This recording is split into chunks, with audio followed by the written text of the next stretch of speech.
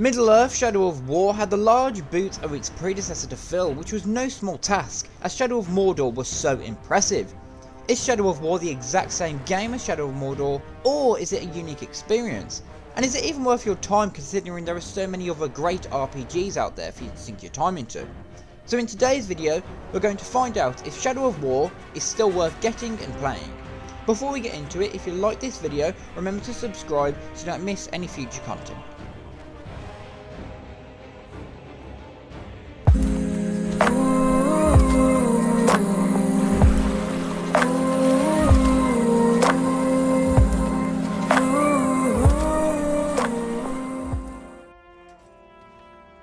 Middle-earth Shadow of War is the sequel to the highly successful Shadow of Mordor game, which was released 3 years prior. But you don't need to play Shadow of Mordor to fully understand what's going on. I haven't played it for years and I could figure out what was going on easily enough from the cutscenes, so I'm sure you can too. You play as protagonists Talion and Celebrimbor. However, they share the same body, so you're basically playing as one person. It's nothing like GTA 5's character switching system, so you don't need to worry about that.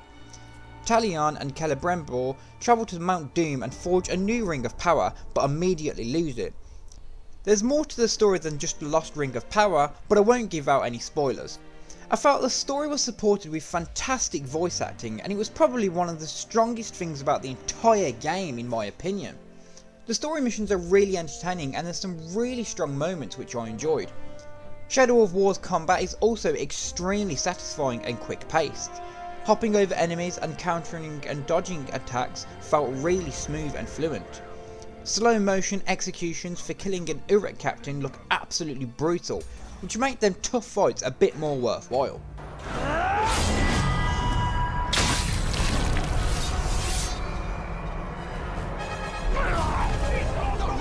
Coming across lone Uruks is no problem at all, but it's really easy to get overwhelmed during larger fights, and it's near impossible to regain health by brainwashing an enemy, which makes the game challenging even on the lowest difficulties. Knowing when to apply pressure and attack, and knowing when to back off and recover is vital if you want to get anywhere in this game.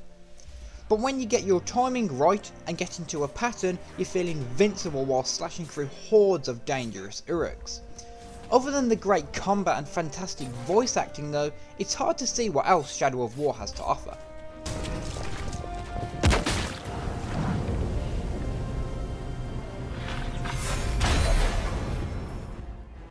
Visually, the game looks great, both character model and map wise. The open world takes you to 5 different zones which look great, but aren't really all that interesting to explore. The zones are a decent size and are filled with vicious Uruks.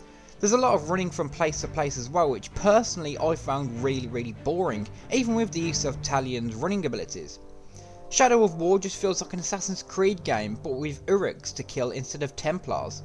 Buildings have lots to grab onto, and while rooftop running can be fun, for the most part I didn't really enjoy it. I found the map boring to explore, not only because of the running, but because the open world wasn't filled with anything interesting that made me want to explore.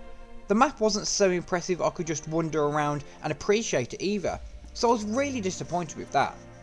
Each zone you can unlock is filled with collectible items, and even though I am a huge fan of collectibles, the map wasn't good enough that I wanted to spend my time exploring the map and getting them. Luckily all the collectible items are located on the map, so they're easy to find, but it still felt like a chore to me. I was only doing it to level up my character, not because I enjoyed it.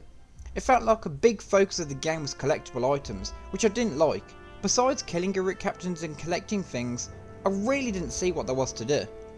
Killing the captains was fun to start with, but after killing your first 10, it literally felt the same because there was no real stories behind each kill.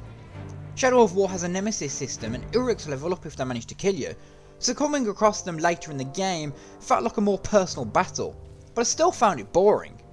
There's a huge range of voices, faces and armour types for the Uruk captains, which is a great idea to be honest, as it didn't feel like you were killing the same one, but again, after killing a dozen of them, it still felt the same to me. Captains drop rare loot which can make Talion much stronger, so that makes fights a bit more interesting as you get something out of it. Something I didn't like though about Shadow of War is that it was so easy to be ambushed by an Uruk captain. This happened to me on multiple occasions as I was sneaking up on someone, and I'd find myself battling 3 or 4 Uruk captains at one time.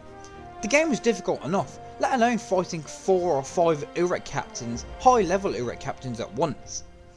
Shadow of War was also really repetitive and felt like one huge grind, which really wasn't fun. I've seen other videos and people love the Nemesis system and say how great the Uruk captains are. I can see where they're coming from somewhat, as captains have unique looks and personalities, but personally, even though the captains have unique looks, I still felt that the fights got very repetitive, regardless of whether the captains looked unique, had different abilities, or dropped rare loot.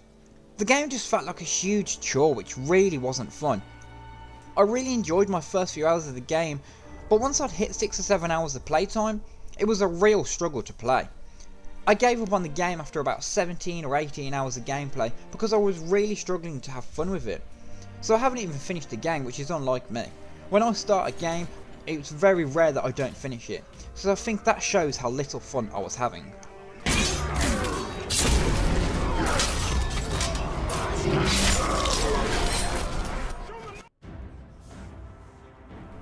For someone who loves Lord of the Rings and RPGs, I was truly extremely disappointed with this game. The voice acting and character models both look and sound absolutely incredible, and the combat and story are very strong, but the repetitive nature of the game made it feel like too much of a chore for me to actually enjoy playing. There is fun to have with Middle-earth Shadow of Mordor, but not enough to make me recommend playing it. If you've played this game, let me know in the comments your thoughts and if you think Shadow of Mordor was better, or if you don't like either of them. And remember to subscribe so you don't miss any future content.